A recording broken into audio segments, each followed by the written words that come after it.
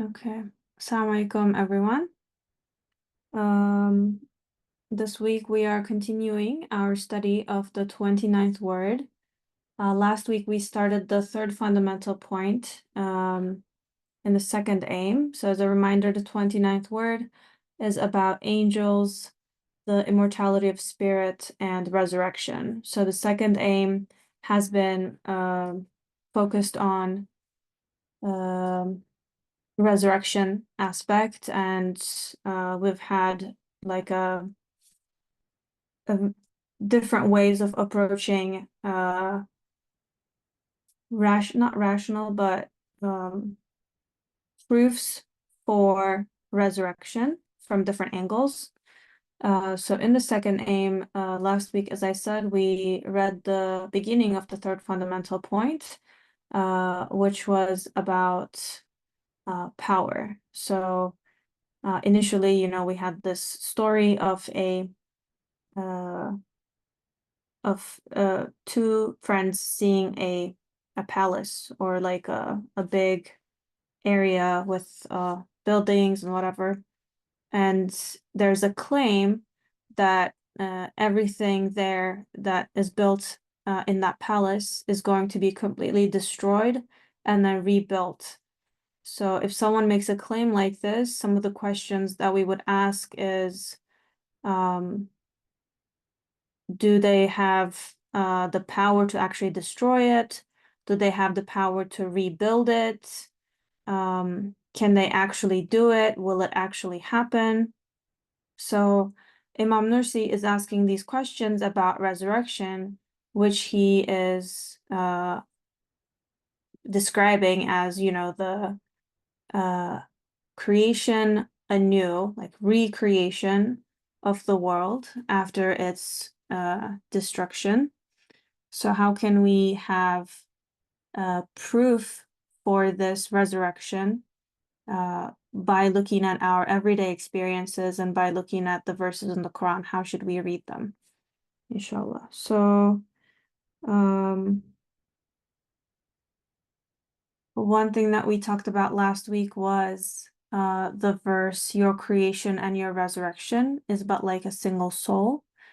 So we talked about how for us as human beings, things are experienced on a scale.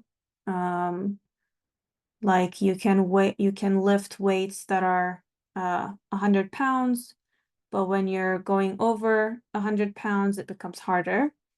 But for the one who created this world, it must be that creating one flower, one apple, one thing, one person is the same in terms of, I don't want to say effort, but it's as easy as creating all flowers every spring. It's as easy as creating all humans every day. So this is kind of the introduction to our third fundamental point. And we ended with this mini paragraph that now we're gonna delve into. And since more people are here, I'll just say, since this is the 10th of Muharram, anyone who's fasting, may Allah accept your fasts, and please pray for us when you're breaking your fast. We'll end at 8:20 p.m. So in about 40 minutes, so it'll be a shorter session, inshallah. Okay. Yeah, so I won't go into more detail and we can just start reading. I'll start with this paragraph just to kind of remind us. Divine power is essential, in which case impotence cannot intervene in it. Also, it is connected to the inner dimensions of things, so obstacles cannot become interpenetrated with it. Also, its relation is according to laws, so particulars are equal to universals, minor things are like comprehensive ones. We shall prove these three matters. Okay, so the first matter is going to be about divine power is essential, in which case impotence cannot intervene in it. So when we say essential here, we're not talking about like important or significant, but we're talking about it relating to something's essence. So it's a bit more, I think, philosophy, logic-based terminology. So we'll do like a careful reading, and please, if you have any questions, feel free to share. You can unmute yourself or share in the chat, inshallah. Bismillahirrahmanirrahim.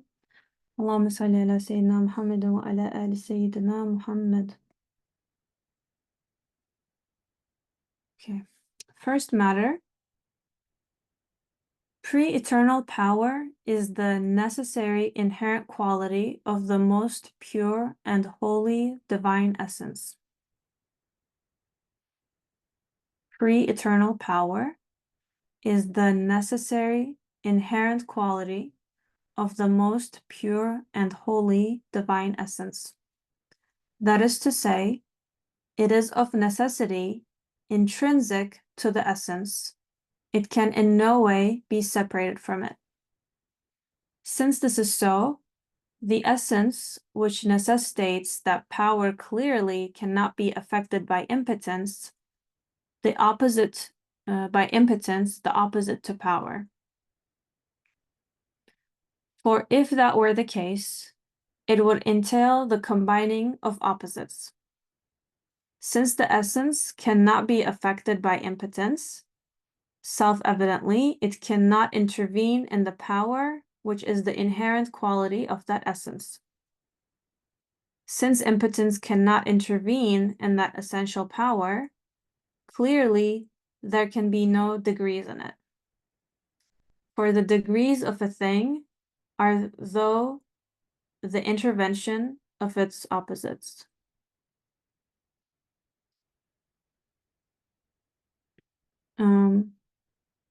I know it sounds a little complicated, but I'll give it a first pass. This is similar concepts exist in like ancient Greek philosophy. But if we kind of like, I think, dissect it, it makes sense. So the claim here is pre-eternal power. So power that is not bound by time, as I understand, is necessarily inherent to the most pure and holy divine essence. So when we talk about essence, we're thinking of things that are by definition a quality of the thing. So for human beings, this is very conceptual for us because essentially we don't have qualities that are timeless in this way. For example, we can't say that humans are by essence living because there are humans who are not alive. So something for it to be essential, it means it has to be manifest in that being, in that thing, no matter what. So we're thinking about power in this way. And then here, because this essence has the pre-eternal power, it cannot be affected by impotence, which is the opposite of power. So then we look at this idea of degrees. So when we think of something like hot or cold weather, there's only difference between these two things because hot weather can be warmer by the introduction of coldness, right? So something, if you add coldness to it, it'll become degree by degree warmer or colder. And if something is cold and you add heat to it, it'll become degree by degree less cold or warmer. So this is the general idea as I understand it.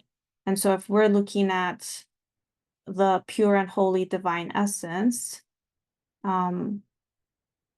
pre-eternal power has to be a necessary inherent quality, because in the beginning we talked about how the creation of one person and all humanity is the same. The creation of one flower and all of spring is the same. The creation of one planet and the entire galaxy is the same. So there cannot be degrees of power here. It has to be absolute. It has to be essential to make sure that, yes, just as it can create one planet, it can create millions of planets, and it's not going to be harder. It's not going to take more effort, more time. It's not going to lose quality, right? So some of the reflections we've been doing have been about this for us. Last week, I was giving the example of a cake. We can think of factory production of things. We can think of anytime we try to go up in quantity, we usually lose quality, or we lose time, or we lose actual ability to do those things. So you can say everyone has a limit, even with the lifting weights. But here, the way we experience the world around us and what we see, it looks like there is no limit to the power that's constantly bringing it into existence. So this power must be essential. It cannot be degrees of power. It cannot be stronger or weaker. It has to be pre-eternal and an inherent quality. Okay, then, yeah, we actually get to the heat example here. For example, the degrees of heat are through the intervention of cold, and the degrees of beauty through the intervention of ugliness. Further examples can be made in the same way. Since in contingent beings, these qualities are not true, natural, and inherent, necessary qualities, their opposites may enter them. With the existence of degrees, diversity, variance, and change, sorry, I read that wrong. With the existence of degrees, diversity, variance, and change arose in the world. Since there can be no degrees in pre-eternal power of necessity, those things decreed by it will be the same in relation to it. The greatest will be equal to the smallest, and particles the same as the stars. The resurrection of all mankind will be as easy for that power as the raising to life of a single individual, the creation of spring as easy as the giving of form to a single flower. Whereas if attributed to causes, the creation of a single flower would be as difficult as the spring. So from previous halakas, we can remember that because everything is interconnected and interdependent, even though a single flower, a mosquito, something tiny to our eyes, we could initially think, oh yes, this can be created on its own or caused on its own. When we think of the entire picture, it's actually dependent on the entire universe working the way it's working to bring that thing into being. So a mosquito, an apple, a tiny flower doesn't exist independently of everything around it, doesn't exist independently of the climate, of the earth that it is in, the nutrition, the distance from the sun, the gravitational pull of the planets, right? Small and big, everything is impacting that tiny mosquito, that tiny flower. So when we think of this absolute, eternal, essential power, it has to be able to command all of those things to bring forth a mosquito, to bring forth a single flower. It has been proved in the footnote to the last section of the fourth degree of God is most great in the second station of this word, and in the 22nd word, and in the 20th letter, and in its addendum, that when the creation of beings is attributed to the single one of unity, all things become as easy as one thing. If they're attributed to causes, the creation of a single thing becomes as difficult and problematical as that of all things. Okay, I'll stop there. I think this is good enough. And I'll open it up for questions and just ask Dr. Yamina to further elucidate this first matter for us, inshallah.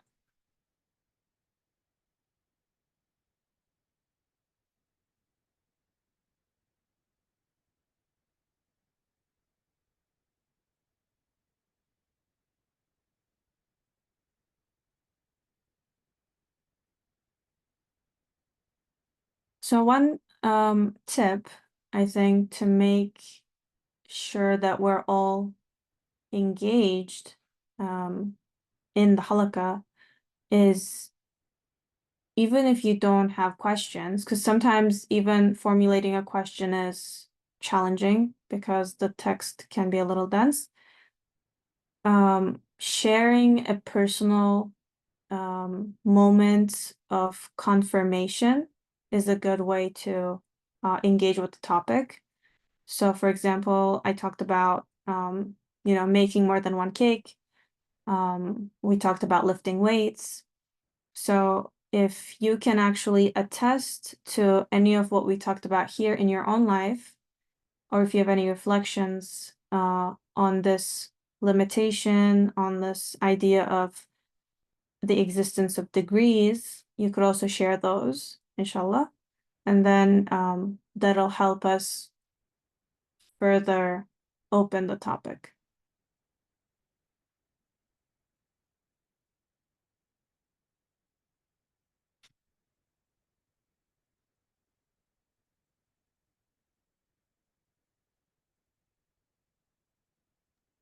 SubhanAllah, one example that comes to my mind with degrees is the degrees of beauty. Every time I travel and I see something beautiful, I always think to myself, I've never seen anything more beautiful than this, until I move on or I see something else, and then I have the same thought, this is even more beautiful. So subhanallah, the degrees of beauty are unimaginable. Anything with degrees are unimaginable because they come from a vast treasury that we don't know the end of. And that's why, when Allah describes heaven, Allah says, the Prophet, it's not Allah, but it's a description of the Prophet, مَا لَا عَيْنَ رَأَتْ وَلَا أُذُنْ سَمِعَتْ وَلَا خَطَرَ عَلَى قَلْبِ بَشَرٍ. It's something that no eyes has seen and no ears has heard, and nothing in Jannah has even remotely occurred to a heart of a human being, which tells us that these degrees are only for our own comfort. And for every time I see something more and more beautiful, it's for me to realize that I'm very limited with my spectrum, that the spectrum has no end, actually. Jazakallah. Thank you, Alia. So just Go on, ahead, Dr. Amina. just on what Alia was sharing, it is because there are degrees that we get this, we can confirm the notion of endlessness, because we've never seen endless beauty, but we know that it is possible because, as you just shared, Alia, each time you see something and you say, oh, this is even better. So because of degrees, the existence of degrees is an indication to endlessness and infinity. And that's the way we can conceive of it, inshallah. So it is beautiful. Except that here he's talking about degrees. He's saying that degrees is what we see, it's the sign, but as it concerns or pertains to the divine essence, there are no degrees, because there are no opposites. There is only beauty, there is only power. So here, as Nurbanu was reminding us, essential doesn't mean very important, vital. It means it pertains to the essence. So it means that if there is a property or characteristic that is essential, it means that it must be, and it is used in philosophy or in theology as opposed to accidental, which means like life or any of the properties, the attributes that we have, they are all accidental, which means we happen to have them, but if one thing was lacking, it's still okay. It doesn't have to be. I don't have to be seeing or hearing or speaking. So, and the opposite is essential. And these are helpful to know while we are reflecting and contemplating, so that we are aware that what we see, the ayat, they are evidence and signpost to the beautiful names. For instance, in this case, it's about power, because without power, there will be no akhirah. And akhirah is very important in the Quran. We need to have yaqeen, certainty of akhirah here and now. Not maybe it may happen, I don't deny it. This is not belief in akhirah. Belief, let's say iman, because belief is already not, it doesn't capture the certainty that is that we are taught in the Quran. So these are all to increase our certainty that Allah is all powerful, that power is essential to his essence. It means power, and we can use the same reasoning to all the other beautiful names, mercy and compassion and beauty and everything else. Because there are, it's not like us, it's not accidental that he has this. He's the source of power. Without power, we wouldn't be even talking about God. And so it's, on one hand, we witness the power, but we witness it in a certain way. And actually, that will be the second and third the matters that will come after as well. We have to witness that not only the Maker is powerful, but his power is all comprehensive. The creation of one thing is the same as the creation of everything, because everything is interconnected. In order to create one single thing, one single tiny atom, you need to be able to create the whole thing. They exist together. This can be beyond our imagination. That's why we need to contemplate with the fact that we observe and let them simmer in our heart, because the heart can witness this, yes, by witnessing that this is beyond me. This is a power not like mine, not in degree. This is a power that encompasses everything. This is a power for which one and all is the same. So these are all steps in getting to know God and know him with his all comprehensive, all absolute names. And the more we internalize, we actually witness and prostrate before this reality because we feel it.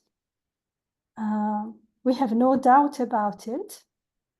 The more, I'm saying this for something that I use for myself as a test, the more many questions that we have about the world will change.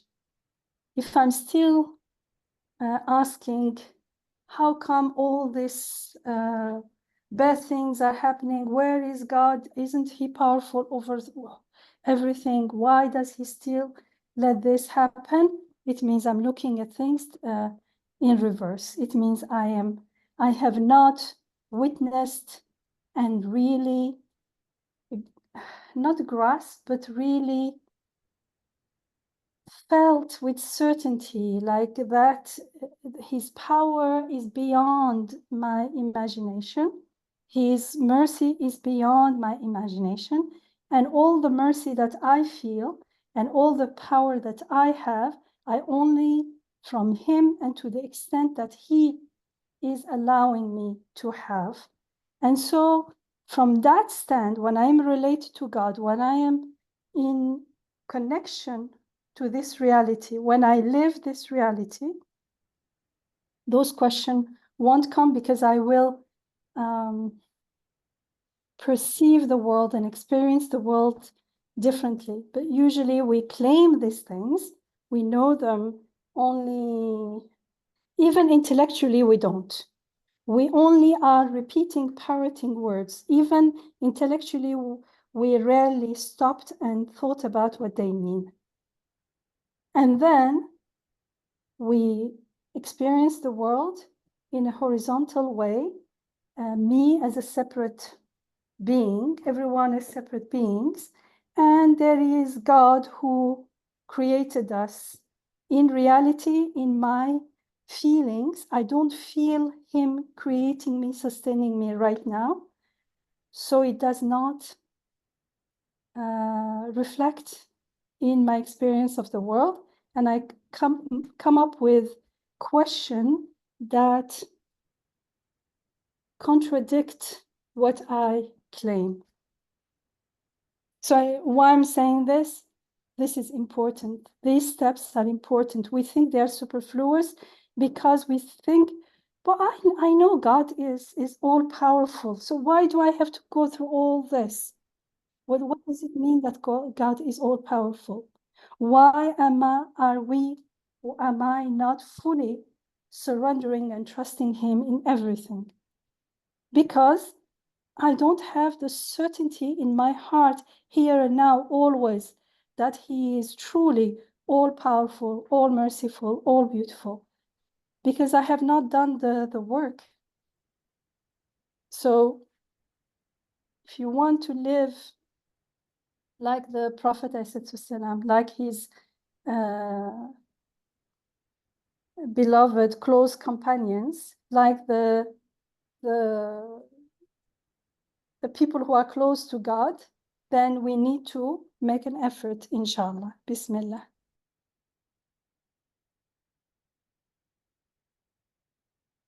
Thank you, Dr. Yamina.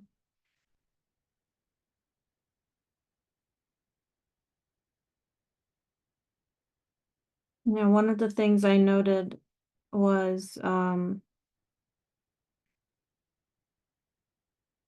for me to have yaqeen of the akhirah here and now, I need to do this reflection on the name of all-powerful one. And when I do that, then in my heart, and I feel that God is all-powerful and his power is all-encompassing, that's going to help me see and experience the world in a totally different perspective. And so every moment that I live, one, I will be reading the signs in this way, and two, I will have that reassurance that the resurrection will happen. It's not a maybe, it's not a probably, it is 100% sure that it's going to happen. And the other thing that I wrote down was, when I'm doing this reflection and this tafakkur, I'm saying something like, this is a power not like mine. So it seems endless, not tiring. And you know, some of the other things we've talked about up till here. And even our reflections, you know, we've been doing the 29th word for quite a long time now. So we've seen fall, winter, and now we've seen spring. We are going into the summer. So I think every season we are sharing these reflections about, you know, it's really beautiful. All the leaves fell and the trees are coming back to life. So one point of reflection in this trajectory is every blade of grass that is regrowing, every single leaf that has been created again has the same perfection and beauty, and there is no loss in that beauty, perfection, quality. So when I look at it in this way, I see, okay, this power is not like mine, because I have what I think is a small portion of power. And I think, oh, you know, by myself, I can do this and this, or I'm capable of doing XYZ thing, but I get tired easily. I can't make all of them the same way, in the same, with the same level of beauty and quality, etc. So when I'm looking to read the signs in creation, I need to look a bit further than just saying, oh, it's all been created beautifully.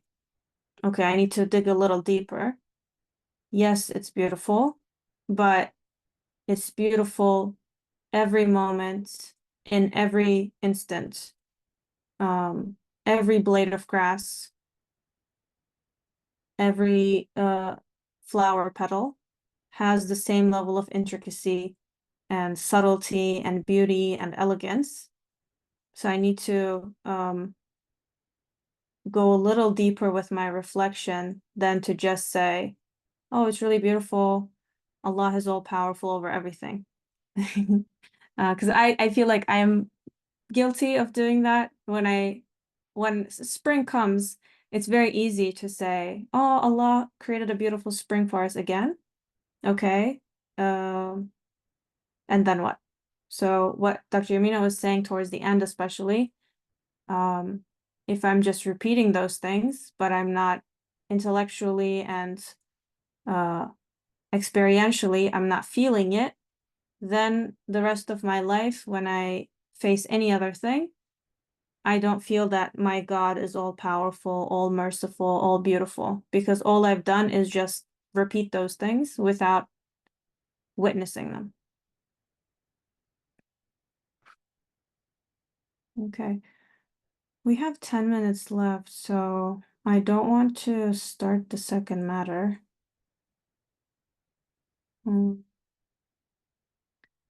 I will share instead. Is it okay if we stop here for the reading? Would anyone like to share anything else?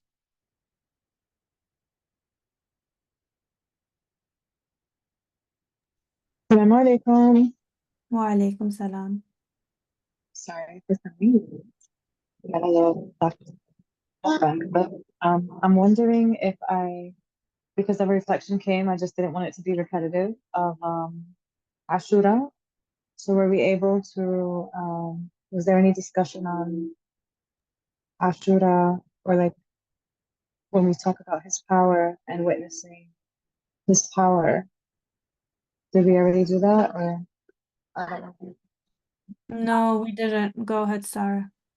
Okay, so the last week's homework, as far as like, looking around when you see, so for example, my windows have trees on the third floor, and I can see them constantly just being moved by the wind.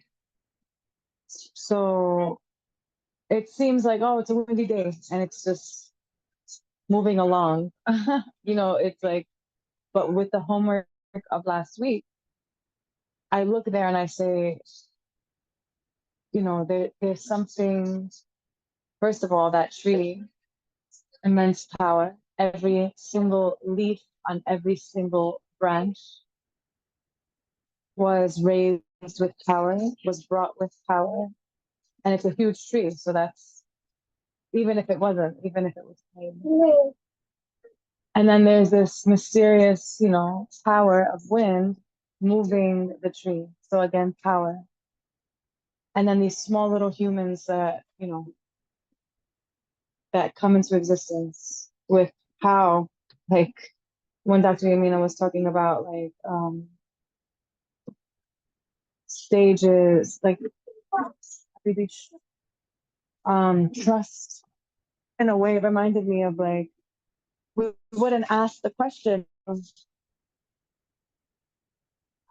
We wouldn't ask the question like, why is this happening? Like, how could this be happening if we were really feeling the presence of a one that operates with this incredible power? And the beautiful thing about the divine names, especially the ones that Dr. Yamina emphasizes through Imam Nursi's teachings, wisdom, power, and mercy. I feel like there's this beautiful interplay between those three. So going back to the tree and the way it's brought up, and these small little humans, if you look at the way it starts, the seedling starts or the human starts, you would never imagine the end stage would be the tree without knowing, the pattern. You look at the sperm and the egg and this, and then the way it turns into the little, you would never imagine when you look at that little thing, this tadpole type of thing, that a full-blown human being with consciousness and facial expression, willpower, free will to decide. This tiny little 1.5-year-old now just looks at me, no, no, no, like, and just this week, I'm like, just from where did you come? One has certain hair, the other one has different hair. Just power, choice, like deliberate decision making on every tree, on every human, on every bug, on every thing. And then it's in stages, right? Like the full result is not, it's not the sunnah of creation that we see the human being. We see a tiny stage 1, and then a week 2, and then a week 3, until week 37, 38, 39, 40. And you're like, okay, welcome, please meet this gift that started off as a nothing. And the same with the tree. Like, my son's school gave him strawberry plants before they finished school. And you would never guess from the little green leaves that white flowers are going to pop out. And we would never even guess that from the white flowers, red things are going to pop out that are edible, that are completely different than the whole other stages that came before it. Complete, just radical power that is just amazing. And so I think what I got from what Dr. Yamina was saying is like when you start to witness those stages, and I know we're on time now, I think we have a couple minutes left. I don't want to, okay, we got 4 minutes after that. When you start to witness the stages and see the power in the stages, then the next unknown stage, I feel like you'll just be a little bit more calm. So you're like, look at all the other stages and how the end result was always perfection. Whether I like it or not, it's flawless in the way it's made. And now you can focus on any one of the names, but you know, we're talking about power. And so to connect that to Ashura, what comes to me is like, here's this example of incredible power. I was listening to one scholar say, like Musa alayhi salam, you know, the way he entered the beginning of his existence, the beginning of his infancy, he was thrown into a river through inspiration, which again, I mean, I can't even fathom. And then the end of the story is like parting the ocean for Musa. And so this incredible and I mean the in-between stages are like seeming confusion and messy and what is this and how could this be and yet we are told to focus on the one that's all powerful, that knows, that sees, that's wise, and that you're supposed to be developing an individual, intimate connection with so that you can lean into trust and to celebrate victory, to celebrate the promise of each of the names. So I just wanted to tie that in there. Just to add, I don't know if everyone knows, but the connection between what Sarah just shared with us about the miracle of the parting of the sea and the drowning of the Pharaoh who was after Musa and his people. That's also, we are told, happened on the 10th day of Muharram, which is Ashura, as well as when the Safina, the Ark of Noah, of Nuh alayhi salam, and the Ark of Nuh alayhi salam has many other significances, but one of them is they landed on dry land on the day of Ashura. So both those instances, and there are other instances as well, look to what we would only call miracles. They are miracles of divine power. Of course, they are also the miracles of divine wisdom and all the divine names, but as far as we're concerned now, they are miracles of divine power. What we imagine in our limited human world is not possible, is possible all the time, is happening all the time, as Sarah shared with the strawberry and the trees. And if we were really performing the Shahada day in, day out, we would be at awe of the miracles of power here and now. And then we would have no fear of the unknown because it is unknown to me, but it's always under divine control, under the control of one who is all powerful, all knowing, all wise, all merciful and compassionate.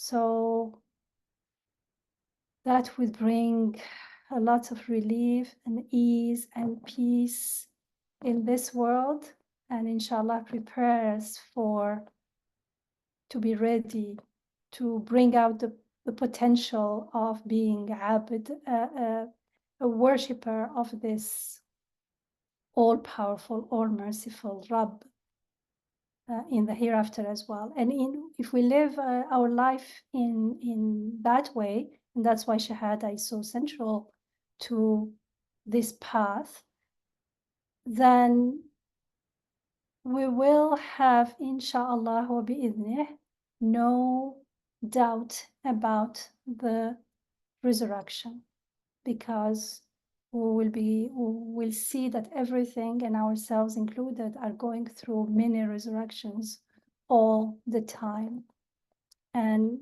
everything is well and good, inshallah, because they are not under my control or any other created beings' control. Alhamdulillah.